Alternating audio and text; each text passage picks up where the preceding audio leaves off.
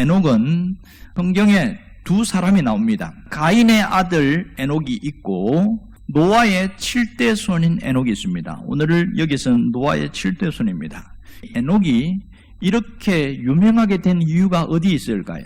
에녹을 아무리 뒤져봐도 특별한 일이나 업적이나 대단한 것을 발견할 수가 없습니다. 특별한 게 하나 있다고 하면 딱 하나입니다. 그가 죽지 않고 하나님께로 갔다. 이것 외에는 아무것도 발견할 수가 없습니다. 그런데 왜 하나님은 이런 에녹을 하나님께서 죽지 않고 하늘로 올라가게 했을까? 에녹은 산채로 하나님께로 간 것은 맞습니다. 이것은 에녹에 대한 하나님의 특별한 배려와 사랑이 담겨 있는 것을 알 수 있습니다. 그럼 에녹이 왜 이렇게 특별한 대접을 받았는가? 하나님과 동행했다는 것, 이것이 무엇이기에 이렇게 엄청난 가치를 부여하느냐는 거예요. 하나님과 동행했다는 것은 에녹은 삶의 목표가 달라졌다는 겁니다. 그럼 그 목표가 어떻게 달라진 거예요? 그는 하나님께만 집중하기로 결정을 했습니다. 하나님께 집중하는 삶을 살기로 결단을 했다는 것이지요. 하나님과의 동행은 삶의 목표가 변하는 것이고 오직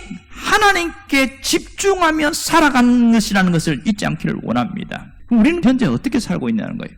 내가 신앙생활하면서 도대체 어떻게 하나님을 섬기고 있느냐. 신앙생활이 처음엔 열심히 했다가 어느 순간부터 갑자기 무너지기 시작해요. 신앙이 무너지기 시작한 현상이 있는데 중심이 이동합니다. 마음의 중심이 이동한다고요. 이렇게 되면 신앙생활이 어떻게 느껴질까요? 신앙생활이 무거운 멍에 형벌처럼 느껴져요. 또 어쩔 수 없이 억지로 교회 나오는, 의무감으로 교회 나오는 사람이 있습니다. 하나님은 내가 어떻게 달라지기를 원하실까요? 에녹과 같은 모습으로 변하기를 원하십니다. 이것이 하나님이 원하는 뜻입니다. 에녹의 신앙, 에녹의 삶, 그것을 본받고 살아라.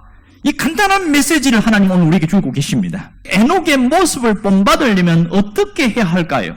일상을 은혜로 디자인합시다. 내가 살아가는 매일매일 삶을 은혜로 바꾸라는 거예요. 평범한 그 일상을 은혜로 채우고 은혜로 살아가는 그 삶으로 바꾸라는 겁니다. 이것이 에녹처럼 살아가는 신앙생활의 모습입니다. 평범한 일상이라고 해서 함부로 살면 안 되는 거거든요. 평범한 일상이지만 하나님이 내게 주신 소중한 날로 여기고 은혜를 누리는 날로 바꾼다면 삶은 굉장히 달라지게 되어 있습니다. 이런 사람이 예배당에 나왔어요. 어떤 모습으로 나올까요? 은혜의 소중함을 합니다. 에녹처럼 살아간다는 것, 에녹을 닮아간다는 게 뭘까요? 인생의 목표가 변하는 겁니다. 인생의 방향이 달라지는 겁니다. 무엇이 달라질까요? 중심이 이동해야 되는 겁니다. 또 하나는 하나님을 나타내는 삶을 목표로 살아가는 거겠죠. 에녹의 삶은 정말 평범합니다. 그러나 그는 자기의 목표가 달라지고 방향이 변하기 시작하니까 하나님을 드러내고 하나님을 나타내는 것에 모든 것을 집중하기 시작했어요. 그것을 하나님이 귀하게 보신 겁니다. 얼마나 이어졌다고요? 300년간 이어졌다는 거예요. 그것을 너무 귀하게 보셔서 이 에녹을 그냥 두면 안 되겠다. 그래서 하나님이 살아있는 채로 데리고 가신 거예요. 왜 이것을 보여줄 거예요? 우리도 에녹처럼 살아가는 겁니다.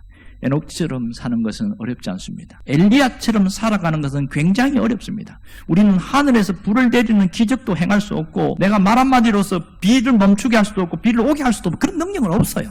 그러나 에녹처럼 살아갈 수는 있습니다. 내 일상 속에 하나님과 같이 가는 것, 이것을 보여주는 거죠. 여러분, 에녹처럼 닮아가는 게 뭡니까? 하나님께 집중하면서 살아가는 거 아니겠습니까? 어떻게 하면 그런 펄펄 살아있는 신앙인으로 살아갈 수 있을까? 딱 한 가지지요. 오늘이 마지막 날인 것처럼 그렇게 살 수 있기를 원합니다. 내 인생을 진지하게 보람있게 정말 가치있게 살아가는 현대판 에녹이 되시기를 주의 이름으로 축원합니다.